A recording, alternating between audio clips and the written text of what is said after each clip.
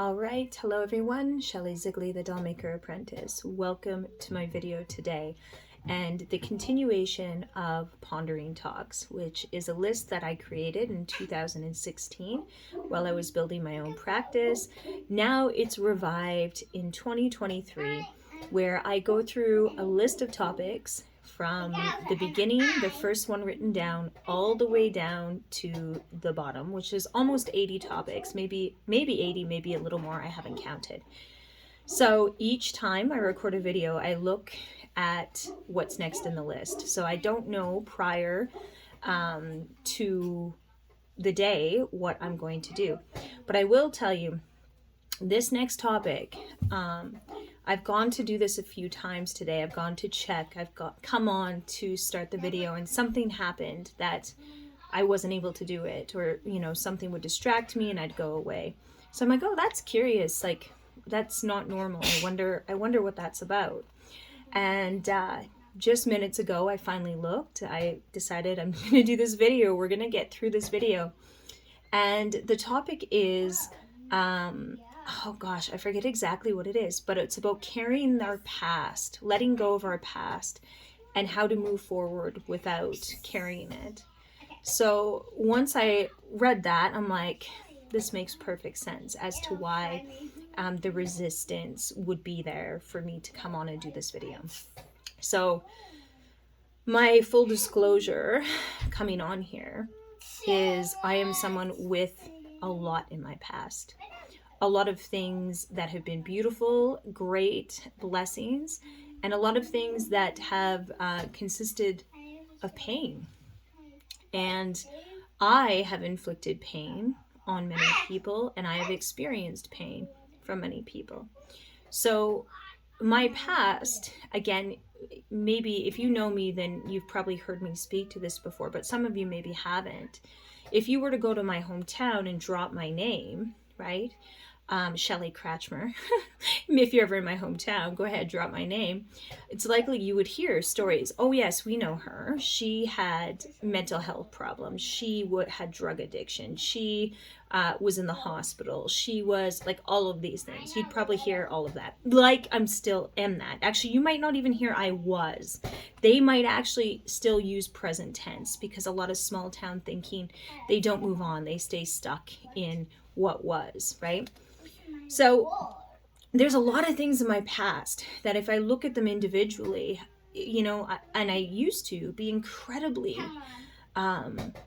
shameful, guilty, like just sick to my stomach. Like, that's me, that can't be me. I did those things, like what the fuck is wrong with me, right? There's a lot of things like that, okay? And when I lived in that place of wondering what was wrong with me, of the guilt and shame, and especially because I came from, quote unquote, a strong family. From the outside, it looks like a strong family. My parents did all the right things physically, and maybe even mentally, kind of, sort of, for their kids. We were looked after. We had hardworking parents. It was great. But somewhere in there, when I became screwed up, quote unquote, or acting out, or just messed up, right? For a long time I thought that was me. I thought that I ruined my family, my behaviors, my actions. Like, I took it all on to me, that guilt, that weight, that heaviness. And guilt and shame and heaviness, when you carry it and it doesn't have a place to go, guess what ends up happening? You end up subconsciously and unconsciously recreating the same patterns that you're trying to hide, hold, and push away. This is an absolute. And I've seen this working professionally as a family preservation worker. I've seen this. We know this is true, right? Abusers abuse. The patterns keep continuing, right? We look at some of the worst behaviors in the world, and why are they continuing to happen? Why do they continue to go on and on and on and on and on? It's because there's no room. There's no room to disclose, to heal on both any end, whether you're the victim or perpetrator. There's no room. So people try to block these things, right? If we were, abused, we try to block that abuse. We try to pretend it doesn't exist, go into alcoholism, drugs, get completely mentally, emotionally, physically disconnected, screwed up. And guess what? That unconscious pattern will reappear. And that's how we get offenders that re-offend, and this pattern that continues. So why I'm going into that is because for me, a lot of my patterns were so hard to fix. And I remember thinking, like, when I was in the thick of it, I'm like, what is wrong with me?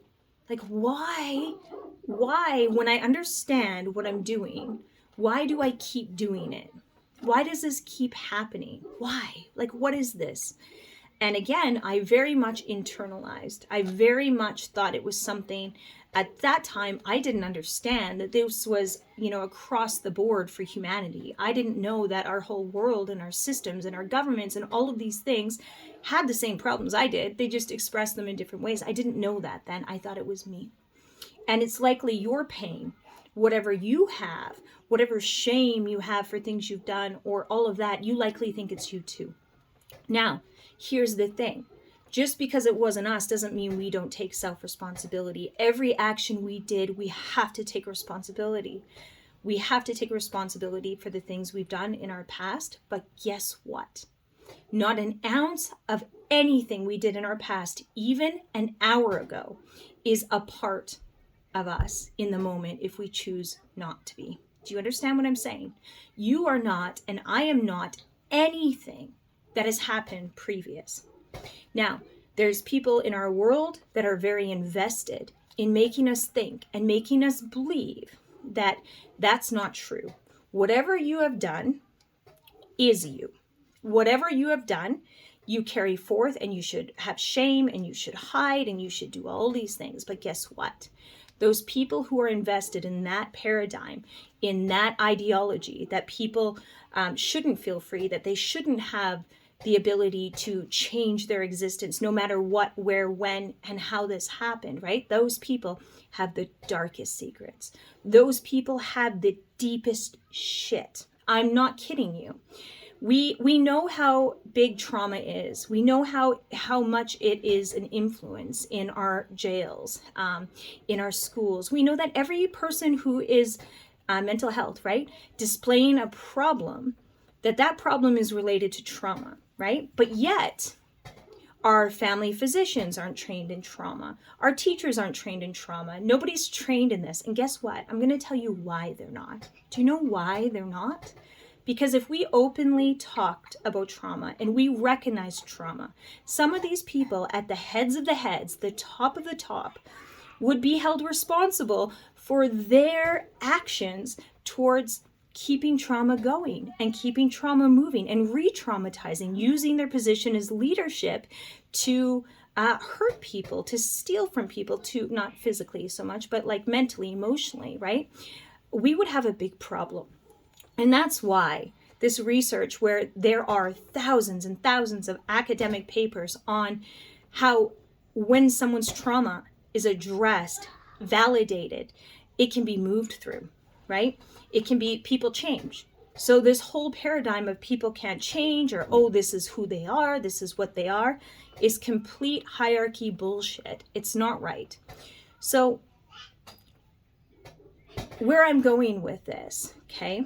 Our past, your past right now, whoever I'm speaking to right now, I'm telling you, if you yelled at your children and lost your shit 2 minutes ago, or you did something, you stole from the store, or you did something that you currently are feeling so much guilt for, I don't care what you did. Honestly, I don't care what you did.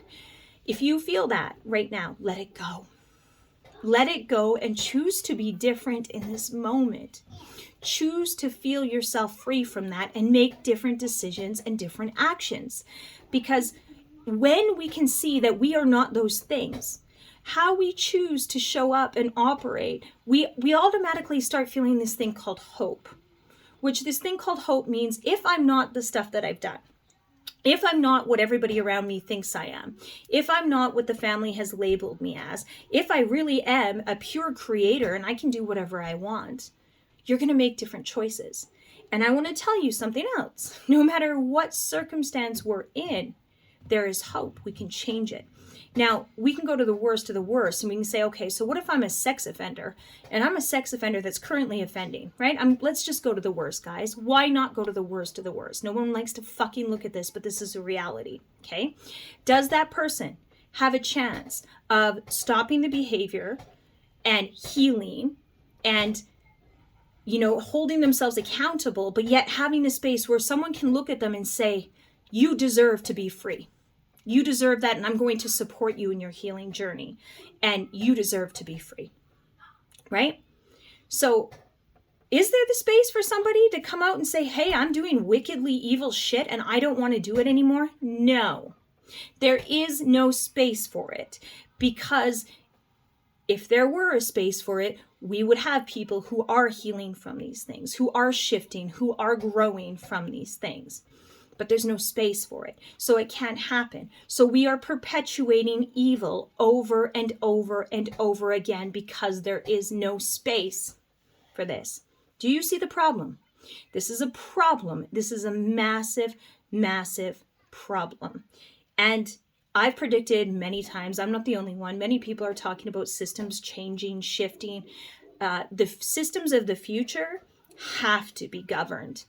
And if we're talking a new earth, I see new earth not as some magical, mystical thing. I see it as humans taking self-responsibility and moving in a higher octave way of living, right? That's what I see new earth as.